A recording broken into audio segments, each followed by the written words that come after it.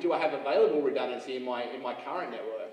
Am I able to be sure that should I lose a service or application, that I can restore that service or application without heavily impacting my business? Do I have sufficient bandwidth is another great question, or can I get it? So some people want to march to the cloud but can't get sufficient bandwidth, or can't get sufficient bandwidth in the locations that they're in, or some of the locations that they're in. So if, for instance, you've got great connectivity in your head office, but really poor connectivity in your remote office, and you want to put all of your applications up in a data center, it might be that you're worse off by using the cloud. So it's very much a horses for courses approach. How much will it cost? What will it cost me to put it in? And you need to factor in things not just like what does a server cost or what does an application cost. You need to factor in what does a bandwidth cost. For some people it makes sense to move to cloud services for all the reasons above, but when they look at what it costs to get the bandwidth sufficient to support it, they're not able to do that. They're not able to get sufficient bandwidth at an available price point. This is a great thing that the NBN remedies, and really one of the final blocking points for people moving to cloud services. Currently, most people could use more availability. They could use more redundancy. They would like to have the removal of their servers and the forklift upgrades that come with it. What they don't have is a bandwidth capable of supporting that move. And on that basis, if they are able to get that bandwidth capable of supporting that move, it really is something that they will move to very quickly. So if you can get the available bandwidth, and the NBN being the primary reason that you would, the move to the cloud is made significantly easier. What risk do I have? If something goes wrong, can I get my data back? Is the people holding my data secure and safe? Do they have appropriate access controls? Are they located in Australia? What sort of rules and regulations is applicable to them? Are they in the USA where, without being too conspiracy theorist, that the Patriot Act means they could read your data? Is that a concern for you? If it's a concern for you, make sure that you work with locally hosted providers or people that you're able to actually go and talk to and understand the regulatory challenges attached to it. Are you subject to any other regulatory challenges? Like, are you required to store your data in Australia for compliance purposes? Accountants and financial planners, for instance, there's a data sovereignty rule where their data must be stored in Australia, in which case using some other providers that are international means that they can't actually make that move to the cloud because they don't have sovereignty over the data. So there's some considerations to take into account there that require a bit more thinking than a mad dash to the cloud once you've got the availability to do so. There are some things that work better in the cloud today. Notwithstanding access to the NBN and bandwidth, there are some things today that are better in the cloud. And we see the future, as the diagram says, as partly cloudy. So to take a weather reader view on it, we see that people are getting ready to move to the cloud. They're moving things that make sense today from a business and redundancy and reliability perspective. They're moving that stuff to the cloud today. And they're taking a wait and see on other applications that don't make a lot of sense in the cloud today. Things like file servers, where you put all of your files. Because they are quite bandwidth intensive and you're using them very frequently, that sort of service does not make sense in the cloud today. It might not even make sense in the cloud tomorrow, but it will make sense in the cloud when the bandwidth and the cost associated with that bandwidth become a business case capable of supporting that workload. So we see a hybrid cloud and on-premise approach as something that will work for most businesses. So as I said, some things like web filtering. There is no reason to put a web filtering appliance in your business today. There are cloud service providers that do that much better and much cheaper than you could possibly do that. Off-site backup. So a lot of people are still using tape, for instance. If you're able to get reasonably good bandwidth, put it up in the cloud, you've got it stored off-site, it happens automatically overnight, and you're not stuck with the problems with tape. I don't know how many guys here have had to take home tapes at the end of the night or lose them over the weekend, or it's always a challenge to manage that tape environment. What we see is that things like off-site backup make a lot of sense using in the cloud. Hosted IP telephony. So not putting a traditional on-the-wall PABX in your new building or in your current building if you're looking to replace it. There is no reason to go and buy an on-the-wall PABX anymore. Move to a model where people have taken that investment in that PABX for you, and all they're doing is breaking off a little portion of that for your use. That's a perfect application for the cloud. It enables you to grow and scale without making huge investments on the wall phone systems, which are just kind of a little bit, I guess, old hat now. So we also see customers getting ready for the cloud by making investments in technology and infrastructure that enable them to move to the cloud later on. So we don't see a lot of customers coming into our business and saying, I want to buy a new tower server for a new workload or a new server. We see people moving to a model where they're using shared storage and smaller rack-mounted servers. So should they want to, and virtual infrastructure. So should they want to move in the future to the cloud, that move is much easier than trying to move large physical servers or 10 or 15 physical servers. We're seeing people being able to move their workload directly to the cloud. For instance, in the latest version of Microsoft Windows Server, it is actually very simple in a virtual environment using Windows Server to right-click on a server, on a virtualized server, and move that to Microsoft's Azure cloud without doing anything. It's a right-click move operation, and it's completed. So really, we're blurring the lines between that on-premise and cloud-based solutions, and that's where we see people getting ready to be on that edge of the line and moving the things that make sense when they make sense to move. So there's a couple of technologies available in the cloud today, and I want to talk a little bit about those. We've got hosted virtual servers or hosted infrastructure. There's a number of providers that do that. OranaTexpo provide hosted virtual servers.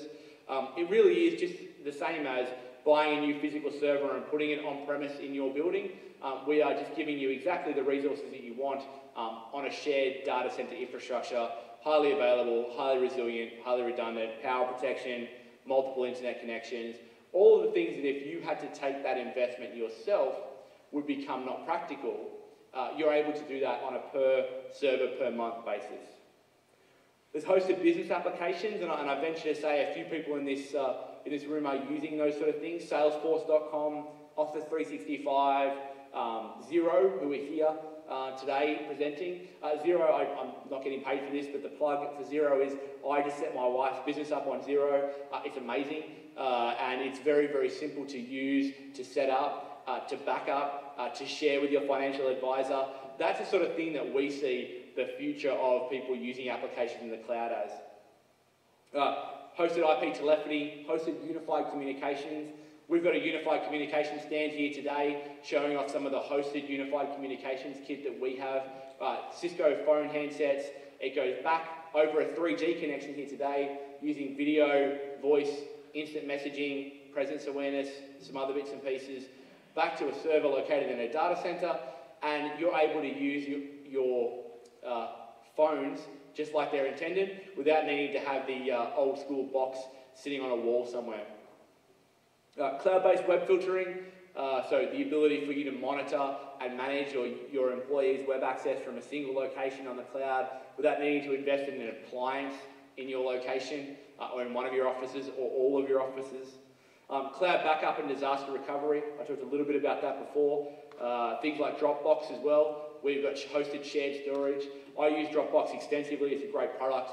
The ability for you to have unified access to your data wherever you are is amazing. They're the sort of things that are available today, and the future is only going to have more of those applications, more of those things that will move to the cloud as and when you're ready to do it. Some people are ready to make the journey today. Others will take a little while until they get an NBN connection, and still others will continue to keep what they've got today because it's what they know. But there's going to be a point at which the business case for moving applications to the cloud becomes so irrepressible that you'll need to take that decision. So getting ready for the cloud or being cloud ready is something that is very important because investments that you take today are going to probably last you, well, hopefully, 3, 5 or 7 years, in which basis you've got to think that within 5 years you'll be taking advantage of that connectivity. What will you be doing with your business in 7 years? Are you taking the investment now that will see you through the next 7 years, that will prepare you for those next 7 years of change. I'll just finish up. I've just got a few more things to talk about today. I'm going to keep it pretty brief, ask for a few questions. A little bit about what we do at Anatel, and I will keep this brief because it's an unashamed plug. We do internet and networking services, so we're an NBN provider. We're able to deliver you NBN. We actually sold Australia's first commercial NBN connection, as in one that wasn't given away to Armidale City Council. We are an NBN provider, and I don't know if anyone's talked today about what the NBN, or how the NBN works. So the NBN is a wholesale provider. The NBN to you guys is delivered using people that you already know. So Anatel, iiNet, Telstra, those sort of companies are delivering the NBN to you on the NBN infrastructure. We've got 17 locations all across Australia, including a number of regional locations. So we're in Dubbo, Bathurst, Orange, we're in Armidale, Tamworth, Townsville, Albury, Wagga. So really the Anatel story is a regional and rural story, which is why we're so excited about the NBN. It means a lot to us to be able to deliver that technology to the people that it makes a difference to. And from a personal perspective, when coming from a rural and regional area, when you're out asking people to invest in technology and leveraging people that might be, say, your doctor or your accountant, it's important to remember for us, and something that we hold as one of our tenets, is that if we're not delivering value out of the technology that you buy, if we're asking you to spend $50,000 on some technology or $10,000 on some technology, that needs to have a business case attached to it. Because that $10,000 could be a European holiday, it could be university for your kids, it could be a boat, it could be any number of things. And if you're not able to deliver a longer European holiday or a better boat, investing in technology with a partner like Anatel is not really going to be something that you'll want to do consistently. And that's not where we want to go with our personal goals and missions. We are ASX listed, so we're a public listed company. We're actually owned by Peter Kazakos, who sold his business, Kaz Computing, to Telstra for a lot of money a few years ago. So we're a public listed company, 17 locations, 210 staff. We do a number of technology services, and I'll go through quickly over that. We do internet and networking services, so everything from ADSL through to wireless and private WAN services across multiple locations. We do telecommunications, so we do hosted and on-premise phone systems based on the Cisco technology. We do fixed phone lines and phone rental, and we do video conferencing and voice conferencing. We do cloud services, we do hosted virtual machines, cloud infrastructure, which I talked about a little bit earlier. We do email security, so hosted antivirus, anti-spam and email archiving. We do hosted web filtering and hosted offsite backup and disaster recovery.